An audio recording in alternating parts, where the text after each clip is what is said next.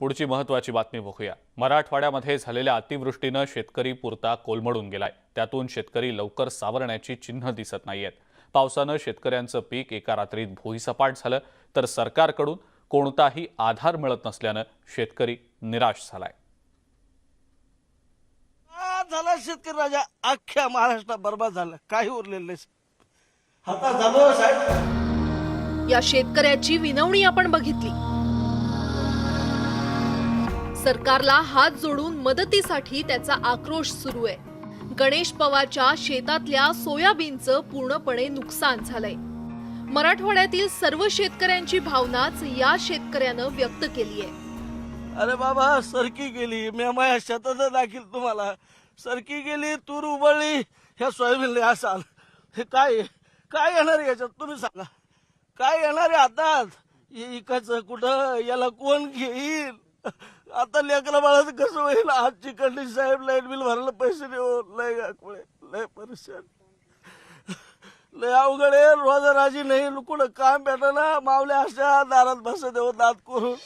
प्राथमिक अंदाजानुसार मराठवाड्यात जवळपास 25 लाख हेक्टर शेतीचं नुकसान झालंय, तर अंदाजे 50,000 हेक्टर जमीन खरडून गेलीये। सोयाबीनचं 90% नुकसान झालंय, कपाशीचं 70% नुकसान झालंय, तर तुरीचं 46% आणि ऊसाचं 50% नुकसान झालंय। फळबागांना देखील मोठा फटका बसला असून 55% नुकसान झालंय।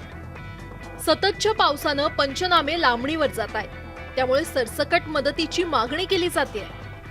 आम्ही सगळं करा, मग हे तलाठी हे कशाला ठेवलेले? तुम्ही स्वतः करा ना, हे नुकसान झालेलं याला सरसकट करा ना। पहिलं सरसकट भेटत होतं ना, आता तुमच्याकडे सगळे फोन आले तर मग तुम्ही शेतकऱ्याकडूनच सगळं करून घेता का? आम्हाला म्हणणं आहे का तुम्ही हे जातीय येऊन एकदा पंचनामे सगळे सरसकट करा। आता पंचनामे करू नका, उजूक 2 दिवस झाला का याची उजूक दुसऱ्या पिकं चालले जाते, मग आम्हाला पीक विमे बी भेटणार नाही। मराठवाड्यात 90% पंचनामे झाल्याचं सांगितलं जात आहे। प्रत्यक्षात मात्र शेतकऱ्यांच्या बांधावर अधिकारी पोहोचले नसल्याचा आरोप शेतकऱ्यांनी केलाय।